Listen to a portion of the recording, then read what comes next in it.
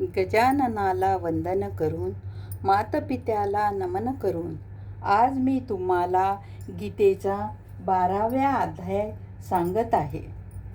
नक्की ऐका, एकदा घरात नक्की लावा. ओम नमो भगवते वासुदेवाय. अशा प्रकारची भगवंताची वचने ऐकून अर्जुन म्हणाला, हे मनमोहना, हे अनन्यप्रेमी भक्ता, पूर्वी सांगितलेल्या प्रकाराने निरंतर आपल्या भजन आणि ध्यानामध्ये संलग्न राहून स्वगुणरूपी परमेश्वराला अतिशय श्रेष्ठ भावाने उपासतात आणि जे अविनाशी सच्चिदानंद घन निराकाराचीच उपासना करतात, त्या 2 प्रकारच्या भक्तांपैकी अतिउत्तम योग व्यक्ती कोण आहेत? अशा प्रकारे अर्जुनाने विचारल्यानंतर श्री भगवान म्हणाले, हे अर्जुना, माझ्या ठिकाणी मनाला एकाग्र करून निरंतर माझ्या भजनात आणि ध्यानात संलग्न असलेले जे भक्तजन अतिशय श्रेष्ठ अशा श्रद्धेने युक्त होऊन मज सगुणरूपी परमेश्वराला भजतात, ते मला योग्यांमध्येही अतिउत्तम योगी म्हणून मान्य आहेत. म्हणजेच त्यांना मी अतिश्रेष्ठ मानतो.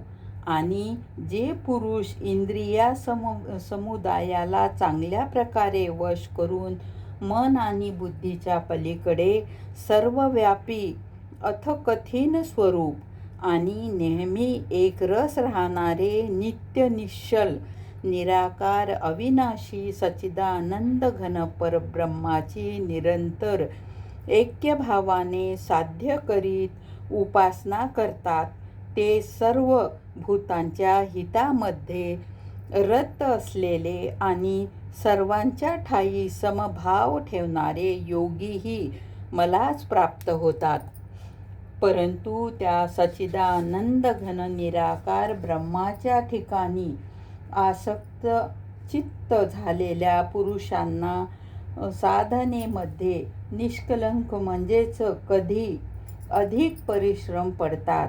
कारण देहाचा अभिमान असणाऱ्यांकडून अव्यक्ताची गती दुःखपूर्वक प्राप्त केलेली जाते. गोपाल कृष्ण भगवान की जय. राहिलेला अध्याय आपण उद्या घेऊ. ओम नमो भगवते वासुदेवाय. ओम नमो भगवते वासुदेवाय. हरये नमः, हरये नमः, हरये नमः.